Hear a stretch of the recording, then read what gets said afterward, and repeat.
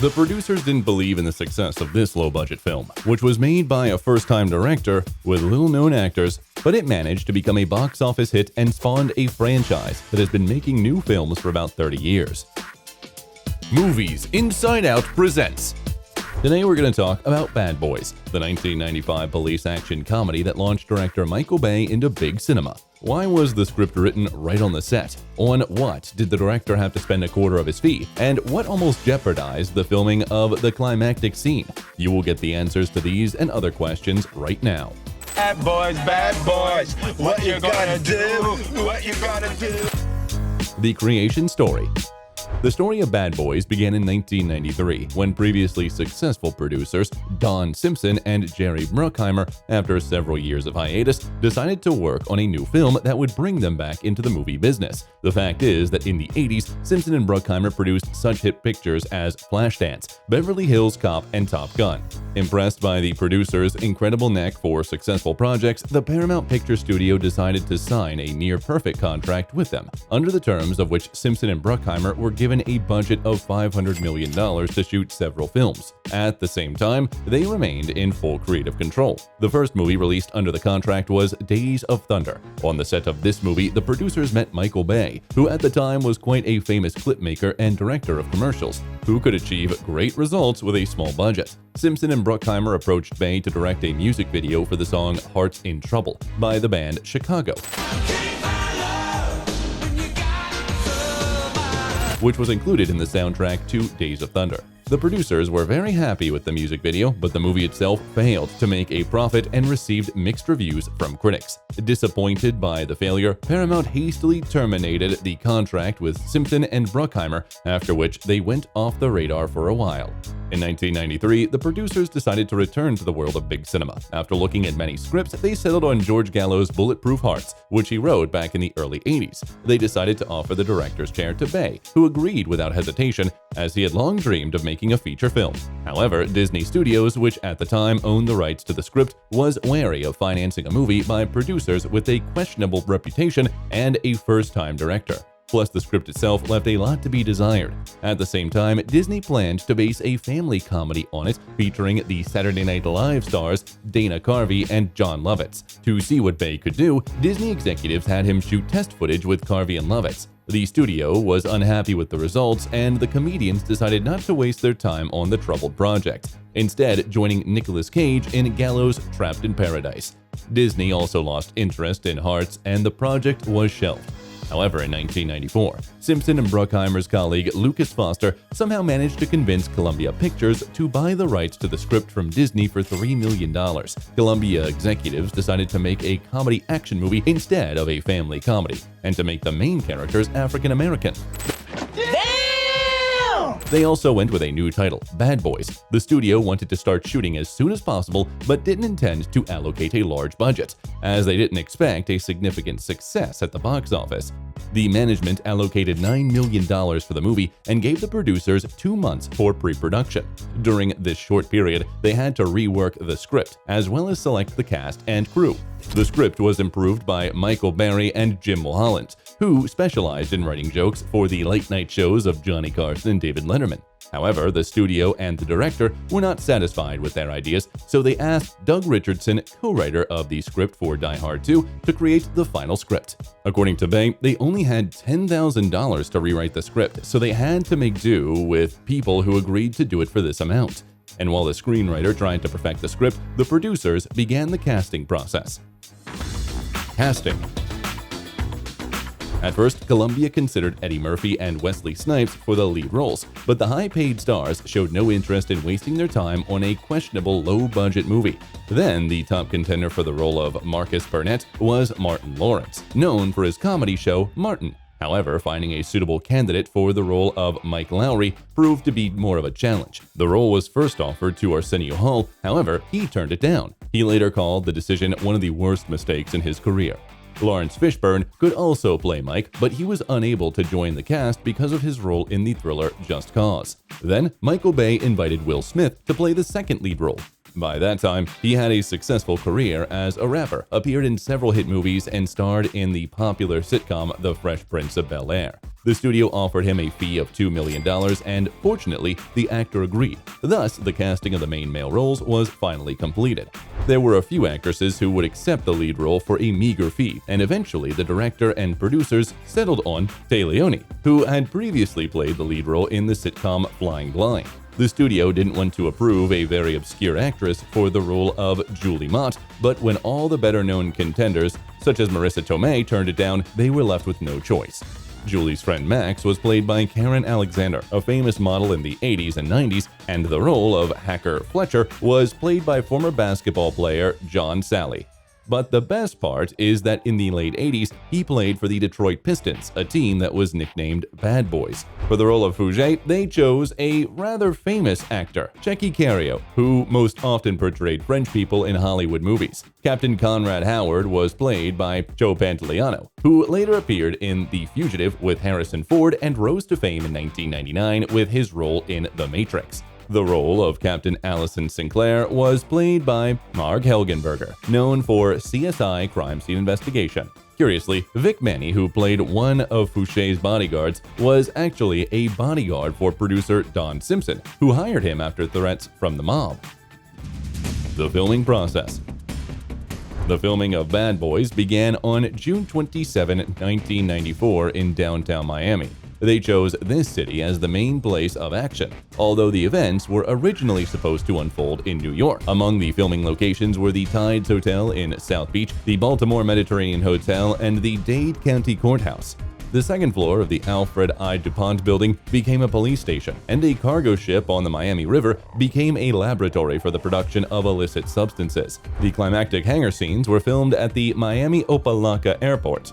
Meanwhile, Doug Richards, who was supposed to draft a new version of the script shortly before filming, didn't finish it in time. In the end, he had to finish writing the scenes right on the set, but the creators had a lot of doubts about the quality of the text.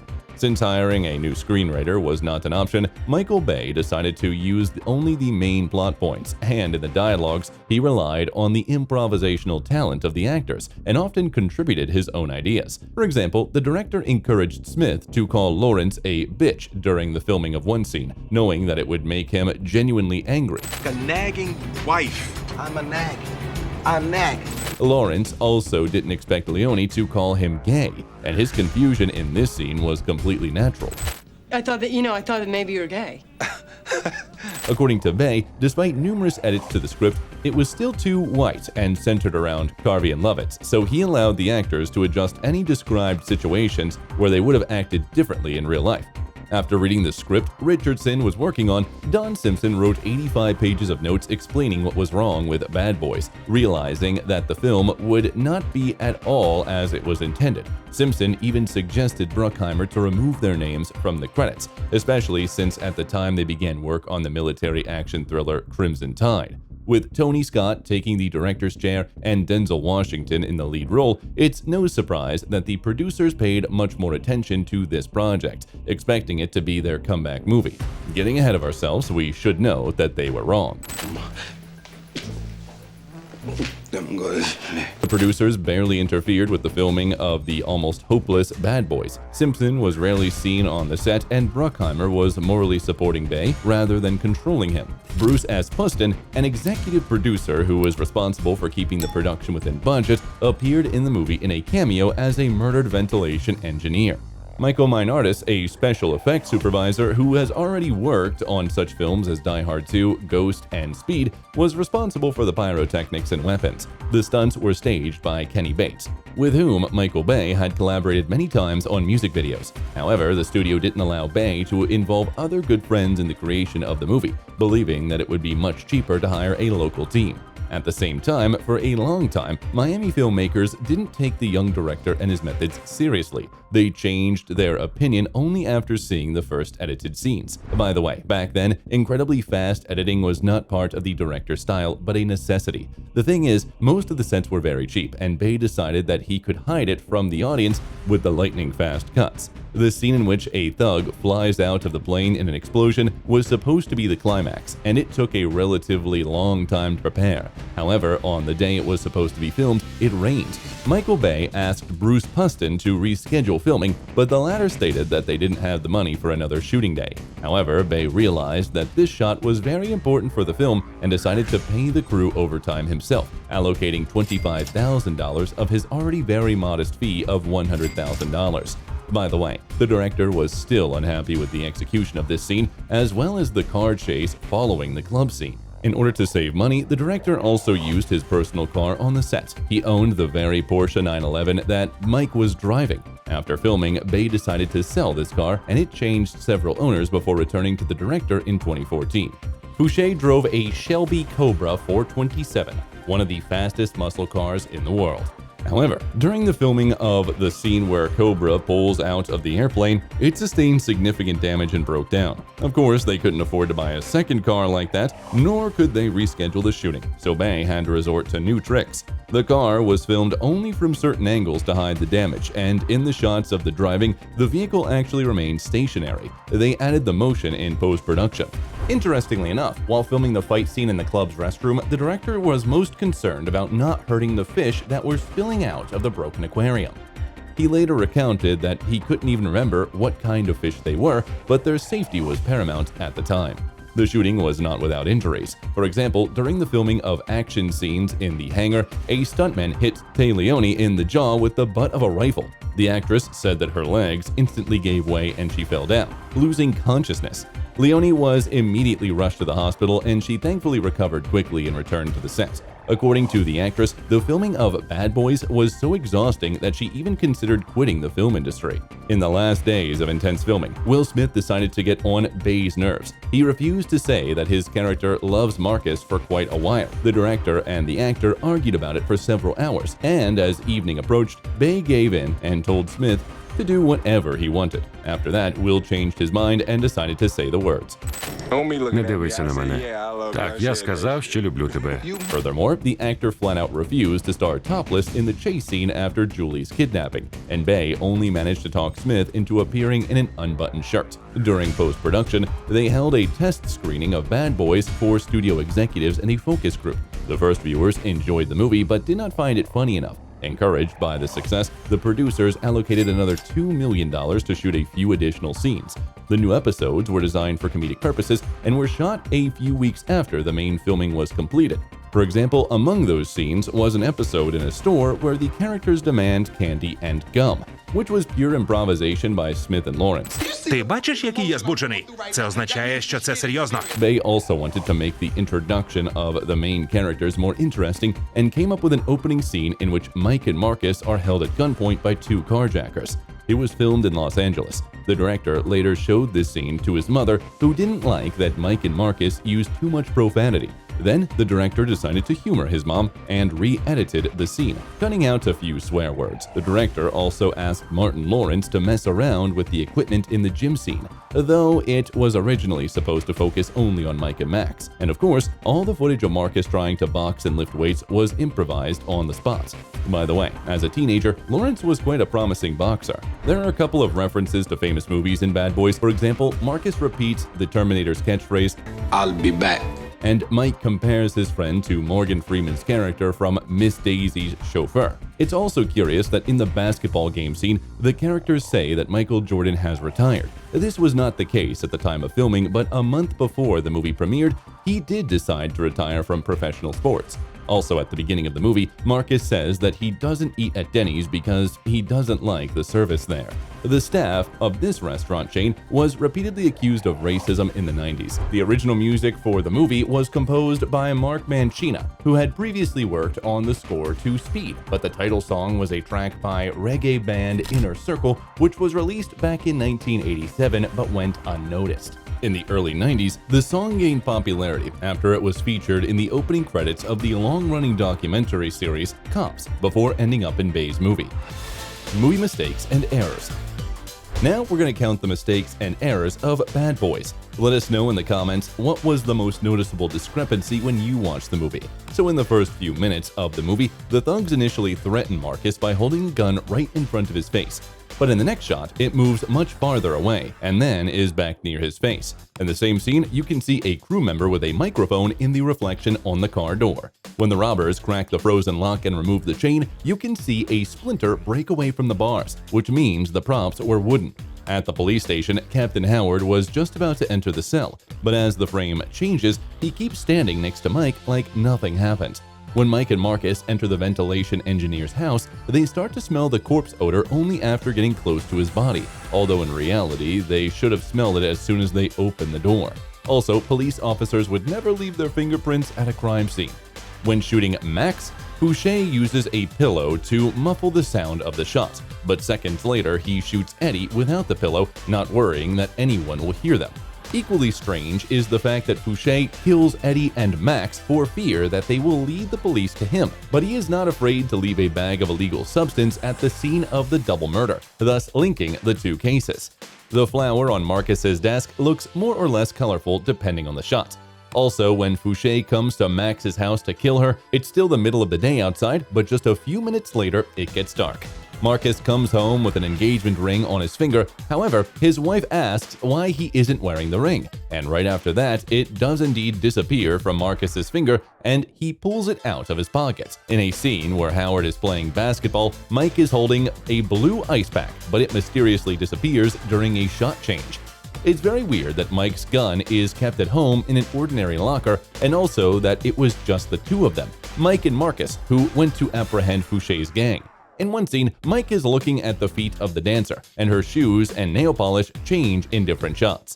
During the fight, Marcus is thrown into a fish tank and shatters the glass without getting a scratch, and the aquarium glass shatters before the impact. Julie can then be seen getting ready to visit the club in high-heeled shoes, running out of the club in flat shoes, and ending up wearing heels again in the truck. By the way, the characters claim that the barrels contain ether. However, it has a very high density and consequently weighs a lot, but Mike effortlessly picks up the barrel and throws them on the road. Also, the stickers on the close-up and long-range plans are either red and white, which denote spontaneously combustible substances, or red, which denote extremely flammable substances. Also, a bullet wouldn't cause the ether to ignite, and even if it did, it would burn with a blue flame, not an orange one. In the same scene, you can clearly see that parts of the car are flying off not because of the explosion, but because they are pulled with ropes. When Mike and Marcus point their guns at the store owner, Mike is on the right and Marcus is on the left. However, when the angle is changed, Mike's two guns are on the opposite side. There's no point in handcuffing Julie to the steering wheel since Fouché and his men could just kill her. Marcus and Mike then observe the Fouché's gang on a motorboat, but instead of calling for backup and arresting them, they decide to do nothing. And for some reason, the same unreliable locker where Mike keeps his guns contains only spent shell casings. While the police officers are talking to Marcus's wife, Mike's gun appears out of nowhere in his hand. Fouché and his accomplices slowly enter the building and wait for someone to notice them, although they could have fired immediately without waiting for return fire. Obviously, the thugs pulling struggling Julie would have run slower than Mike, but he still can't catch up with them. By the way, Fouché has no reason to kidnap Julie at all. He should have just killed her. It is also unclear why he calls the police to inform them of his plans. A little later, you can see sparks on the bottom of the car, which disappear when the shot changes. Meanwhile, it's not Martin Lawrence who is on the roof, but his stunt double. The bumper of the blue car, in some shots, is hanging off the bumper of the taxi. In other shots, it isn't. The hacker is supposedly hacking into a police database, though in reality, he's just watching a printer driver being installed, trying to look very serious. The stunt doubles can be spotted one more time in the scene where Mike and Marcus drive to Fouché's gang. Julie hides the handcuff key on the right side and after a while pulls it out from the left side. Fouché aims at the face of the white-suited salesman, but he is shot in the heart.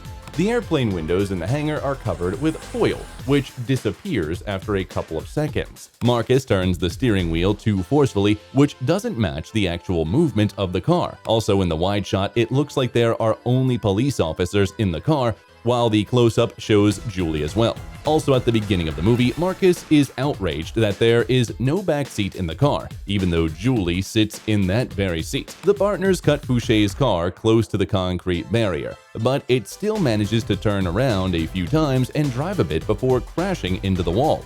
In the same scene, you can clearly see the shadow of the camera, and instead of Checky Cario, there is a mannequin in the car. The police car is also seen outrunning Fouché's car, but in the next shot, the partners are behind again. In the close-up, Mike is aiming at Fouché, and in the wide shot, he's just sitting there looking at him. Moreover, you can tell by the light that passes through the barrel that Mike's gun is not loaded. After Fouché is finally caught, for some reason, the partners don't search or handcuff him, but just talk to each other as if intentionally giving the criminal a chance to shoot himself. At the very end, the head of dead Fouché falls to the right, but in another shot, you can see that his head is lying upright. Deleted scenes. Curiously enough, the final runway chase in the UK pay-TV version has an orange filter to create a sunset effect, but in all other versions it takes place in regular daylight. The German and Australian versions have been edited to lower age ratings, allowing children under 16 to watch the movie. No extra content has been released for Bad Boys, but there is a scene in the public domain where Mike wakes up in a bed with two girls that was included in unofficial VHS releases. They decided to cut it out after the test screenings, believing it didn't fit the tone of the film. And despite all the difficulties while working on the movie, the actors got along great and often had a lot of fun on the set. Come on in. You're pleasantly petite. That's it. Thank you, man. Worldwide recognition. Bad Boys premiered on April 6, 1995. The film grossed $15.5 million in its first weekend, surpassing the animated film A Goofy Movie and the buddy comedy Tommy Boy. The film showed excellent and by no means expected results at the box office, earning more than $141 million. In some interviews, Bay said that the film had a budget of $17 million, and in others, he stated it was only $9 million, but the official data shows another figure, $19 million. In any case, the profits were huge, and Bad Boys became the highest-grossing movie of 1995 released by Columbia Studios. However, critics were less favorable to Bad Boys than the audience. They noted the good chemistry between Smith and Lawrence, but did not appreciate Bay's formulaic script and direction. They felt he focused more on the drawn-out action scenes rather than the story. The film didn't get a lot of movie awards and nominations either. Bad Boys was only nominated in the Best On-Screen Duo and Best Action Sequence categories at the MTV Channel Awards, but even there, it was beaten by the competitors. At the same time, Bad Boys took the careers of Smith and Lawrence to a new level and launched the directing career of Michael Bay, who went on to become one of the most successful yet controversial directors of our time. He subsequently directed such box office hits as The Rock, Armageddon, Pearl Harbor, and Transformers. By the way, Bay liked Miami so much that he decided to buy real estate in this city and later returned there to film Bad Boys 2 and Pain and Gain. After the success of Bad Boys, Smith continued to star in Fresh Prince of Bel-Air, and its creators decided to come up with a fun reference to Smith's hit project. In episode 20, season 6, Nicky tells Will that his parents won't let him watch Bad Boys, to which Will replies, Bad Boys, huh? What you gonna do?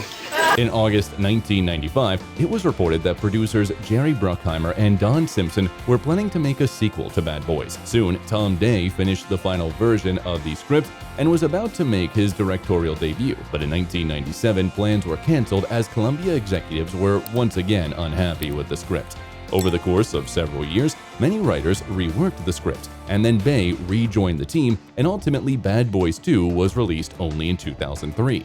Experts criticized the film harder than the previous one, but the audience welcomed it. In 2019, they released the spin-off series LA's Finest, the events of which take place 13 years after the events of the second installment. It essentially became the female version of Bad Boys.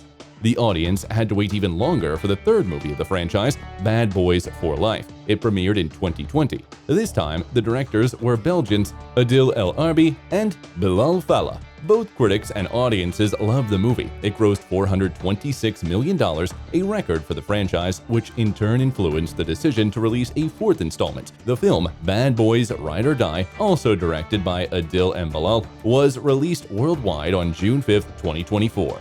What's your favorite Bad Boys movie?